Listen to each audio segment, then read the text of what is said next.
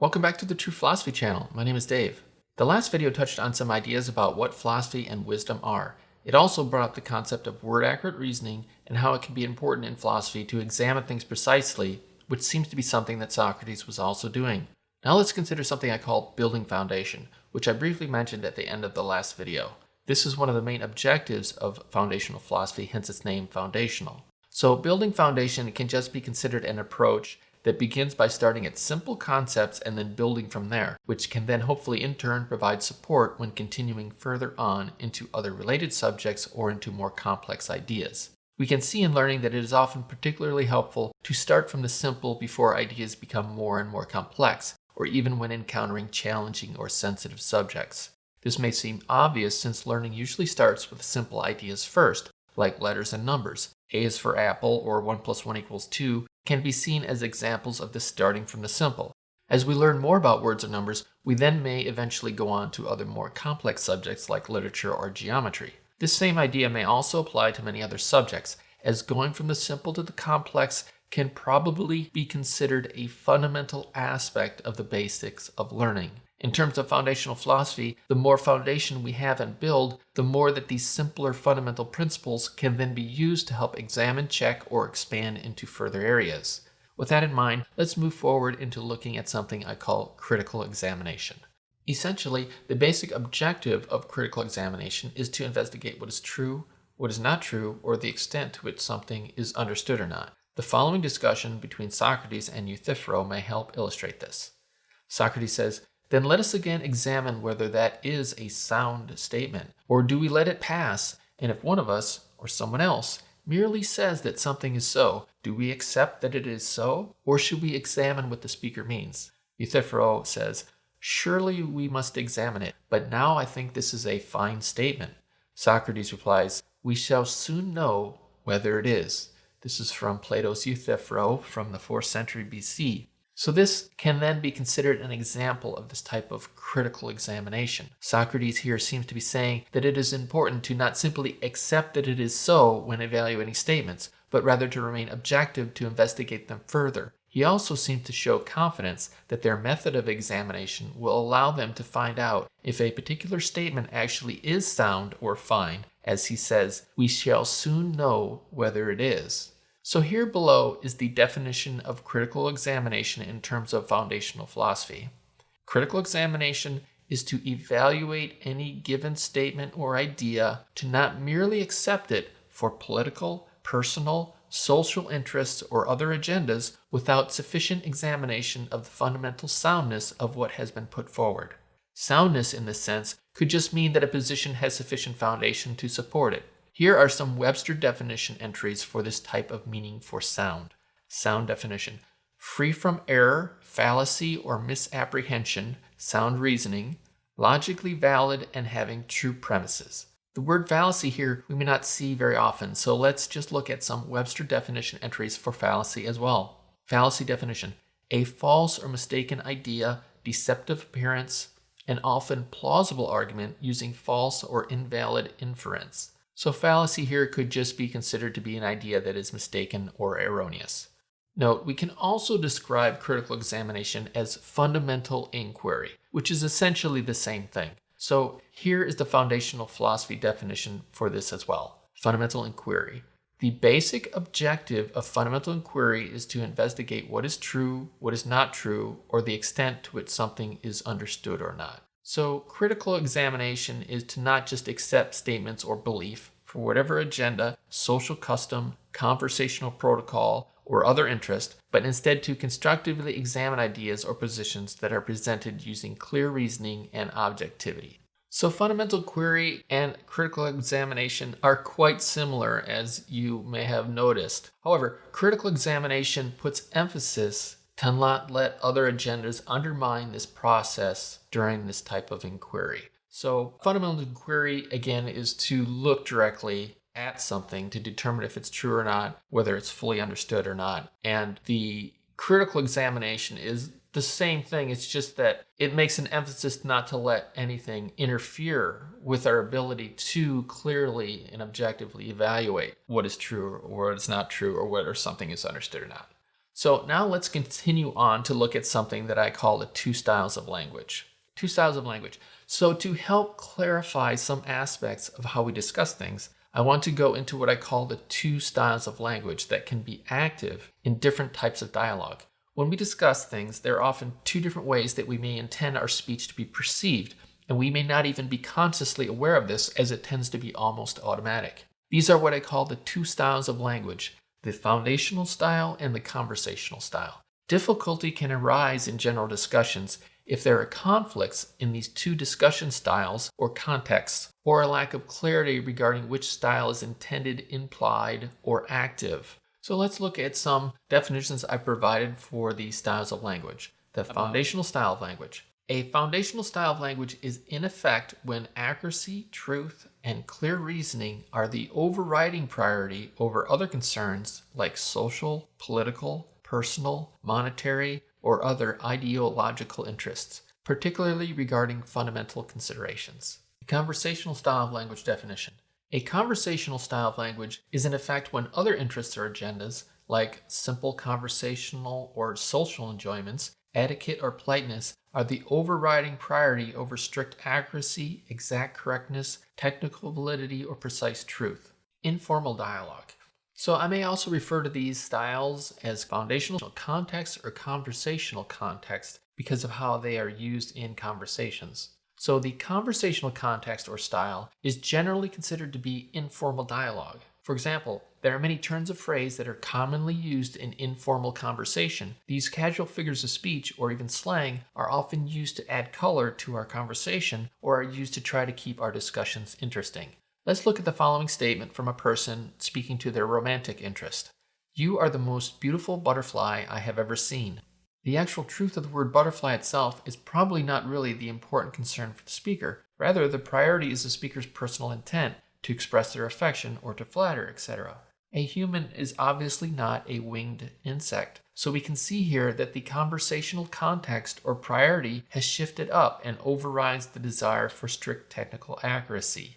Another simple example would be a person saying, "When I found out I won tickets to the game and would get to meet the players, it knocked my socks off." Now, technically, the person's socks probably did not come off, but we understand that this was probably just a turn of phrase that added interest or expressed the dramatic emotion the person had to this good news. Example of styles.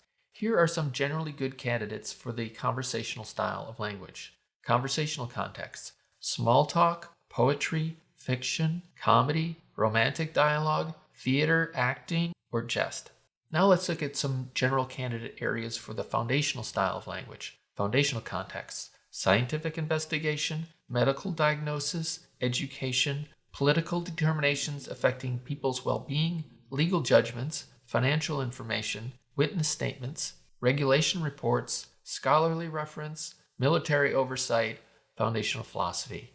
Just for example, it probably would not normally be considered appropriate in the below contexts for a doctor to falsify test results when sending patient information in for a diagnosis or further analysis, for a professor to deliberately provide incorrect or erroneous information during a lecture to his students prior to them taking an important exam, for a politician to lie about how many casualties were incurred during a conflict, for a company to falsify the records before a stockholder meeting, for a witness to falsify their testimony about an innocent person who has been charged, for a scientist to intentionally provide incorrect values for rocket trajectories. For these reasons, these are areas where accuracy may be viewed to be generally an overriding priority for these types of important subjects or concerns, and therefore to be in a foundational context. However, for conversational context, strict accuracy is not necessarily wanted or needed. For example, in comedy, it is often seen where things that are said may not be technically accurate, because here jokes or other observations, etc., can often be humorous, of course, which is an example of a difference between a conversational context and a foundational context. A foundational context means that the content is fundamentally relevant for accuracy to be the priority, whereas in a conversational context, there can be a different focus, like other social interests or humor as their priority. Now, to be clear, one can choose to use a conversational style of speaking to lighten things up at any time, and that is often totally okay because it usually can be either indicated or implied quite easily. although this can be dependent on the listener's sense of humor, of course. For example, a doctor may say to his patient, "Well, if you don't like hospital food, we take the helicopter to the sandwich shop every night at 7. Now, just because he is a doctor and is entrusted to those under his care doesn't mean he can't have a sense of humor or joke or jest when he would like among colleagues or even with his patients, etc. So to be clear, I'm not saying the conversational style of language is somehow bad. On the contrary, I'm saying that the conversational style of language is usually totally fine. It is just that it helps when we know what context is intended. So for example, if we were at a comedy club and the comedian gets up on stage and says, "I was feeling down today and could not figure out why until I stopped at a store after I got off the plane. There was this zebra patterned shirt that I realized that was it. I had a deficiency in stripes in my personal fashion, and as soon as I bought that shirt, I felt better." And then someone gets up from the audience and says, "I know that's not true. I was on the same flight as you, and I know that the shuttle took us right to this event. So you're lying. You never stopped at a store after the flight today."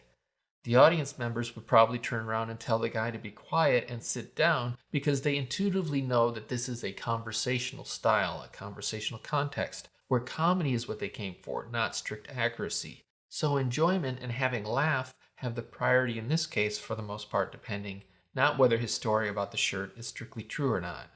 Conversational and foundational contexts can even switch back and forth even in the same conversation.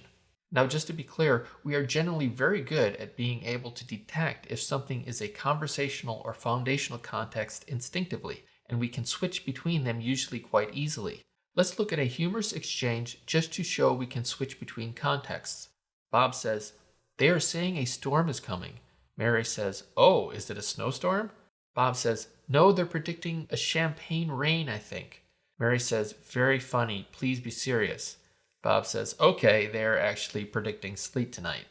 So this change from a foundational context of accuracy when Bob states a storm is predicted, then changed to a conversational context, a joke about champagne, and then switches back to a foundational context of accuracy when he says sleet is predicted. So we can see that even though the subject matter of storm weather is probably overall a foundational context, where accuracy is important because it could affect the safety of people, shelter, and driving, it's still, even within this subject, is switching back and forth from accuracy to an inaccurate jest and then back again. Mary seems to be able to tell that this switched to a conversational context of humor, and so then asked to please switch back to a foundational context of accuracy by saying, "Please be serious."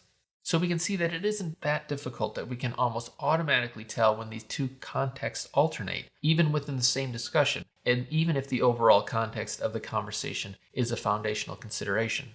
There, however, can be a concern when a conversational style of speech is used as a sly tactic to imply intentionally misleading statements as if they were actually true, particularly regarding fundamental or foundational concerns. For example, someone could say, "Intellectuals are unhumble for thinking for themselves and therefore should be thrown out of the country."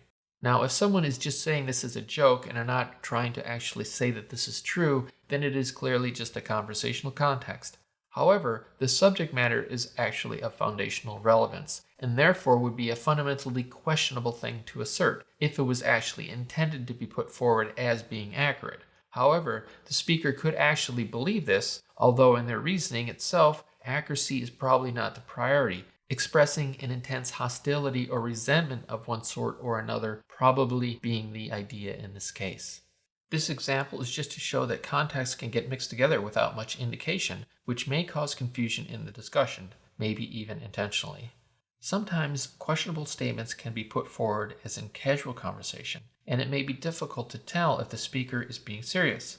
So if the contexts are mixed together, this could cause some confusion or uncertainty. If the speaker gets called on this, they may just say, "I was just kidding," to try to backpedal to a conversational context to try to absolve their responsibility regarding the accuracy of what was stated.